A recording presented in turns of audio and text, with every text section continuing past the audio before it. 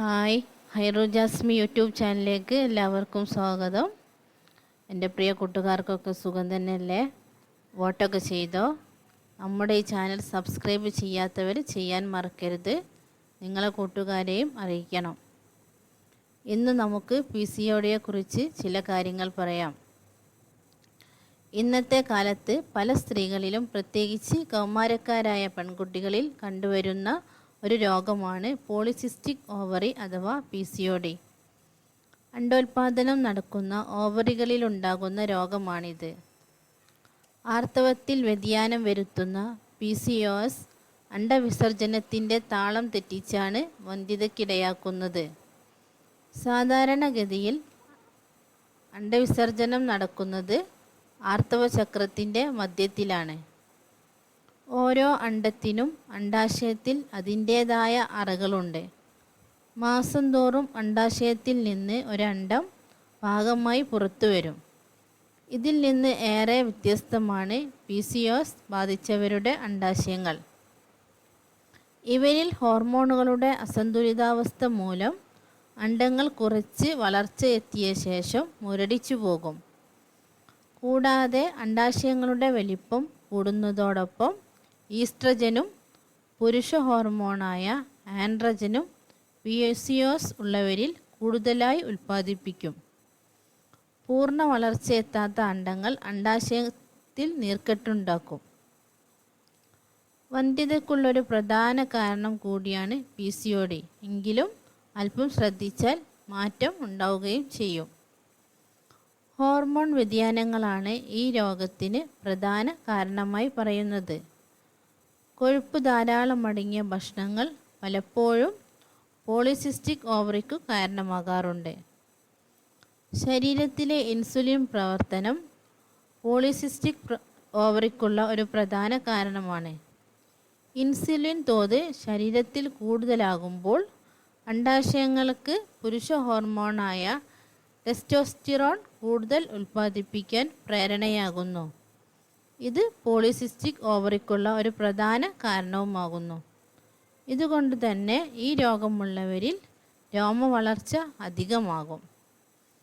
പാരമ്പര്യമായി പ്രമേഹമുള്ള സ്ത്രീകൾക്ക് polycystic ovary വരാൻ സാധ്യത കൂടുതലാണ്. വ്യായാമക്കുറവും അമിതവണ്ണവുമെല്ലാം പോളിസിസ്റ്റിക് ഓവറിക്കുള്ള ഒരു പ്രധാന കാരണമാവാറുണ്ട്.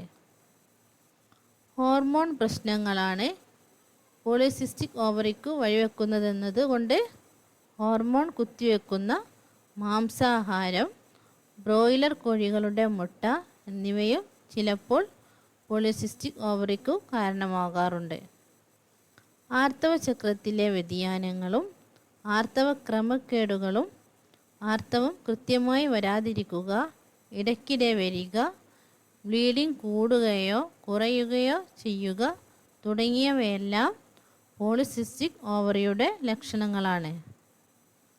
വയറ്, മുഖം, മുലക്കണ്ണ്, നെഞ്ച് എന്നിവിടങ്ങളിൽ രോമം വളരുക, ശോഷിച്ച മാറിടങ്ങൾ, യോനിക്കുള്ളിലെ ഭാഗങ്ങൾക്ക് വലിപ്പം വർദ്ധിക്കുക, വയറുവേദന, മുടി കുറയുകയും കൊഴിയുകയും പുരുഷന്മാരുടെ പോലെ കഷണ്ടി വരികയും ചെയ്യുക, ശബ്ദത്തിന് ഘനം വർദ്ധിക്കുക, മുഖക്കുരു വരികയോ ഉള്ളവർക്ക് കൂടുതലാവുകയോ ചെയ്യുക, ചർമ്മത്തിൽ ഇരുണ്ട നിറത്തിലെ പാടുകൾ പ്രത്യക്ഷപ്പെടുക എന്നിവ PCODയുടെ പ്രത്യക്ഷത്തിൽ കാണുന്ന ലക്ഷണങ്ങൾ ആണ്.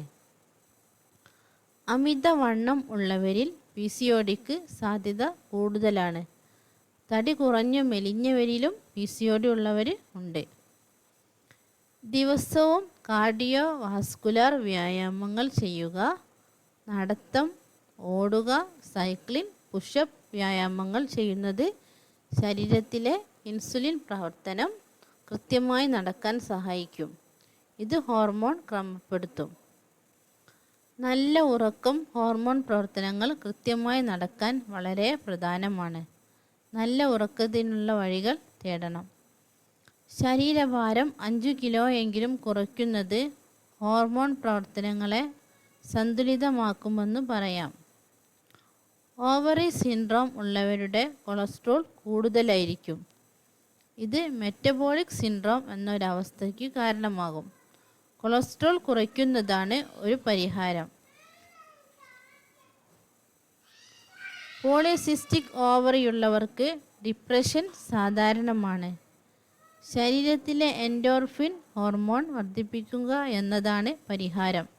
ഇതിന് വ്യായാമം നല്ല ഒന്നാന്തരം പരിഹാരമാണ്. പോളിസിസ്റ്റിക് ഓവറിയുള്ള സ്ത്രീകൾ ഹൃദയാരോഗ്യത്തിലും പ്രധാനമായി ശ്രദ്ധിക്കണം. കാരണം ഈ രോഗം പലപ്പോഴും ഹൃദയ പ്രശ്നങ്ങൾ വരുത്തിവെക്കും. PCOD പേടിച്ചു മാറി നിൽക്കേണ്ട ഒരു രോഗമല്ല. കൃത്യമായ ജീവിതശൈലിയും ഭക്ഷണ ക്രമീകരണവും നടത്തി അതിൽ നിന്ന് മുക്തമാവാനും കഴിയും. ഇൻഷാ അല്ലാഹ് തുടർന്നുള്ള വീഡിയോകളിൽ നമുക്ക് അതിനെക്കുറിച്ചൊക്കെ വീണ്ടും വിശദമായി പറയാം. ചാനൽ സബ്സ്ക്രൈബ് ചെയ്തും കൂട്ടുകാർക്ക് പരിചയപ്പെടുത്തി കൊടുത്തും കൂടെ തന്നെ ഉണ്ടാവുമെന്ന പ്രതീക്ഷയോടെ. Thank you.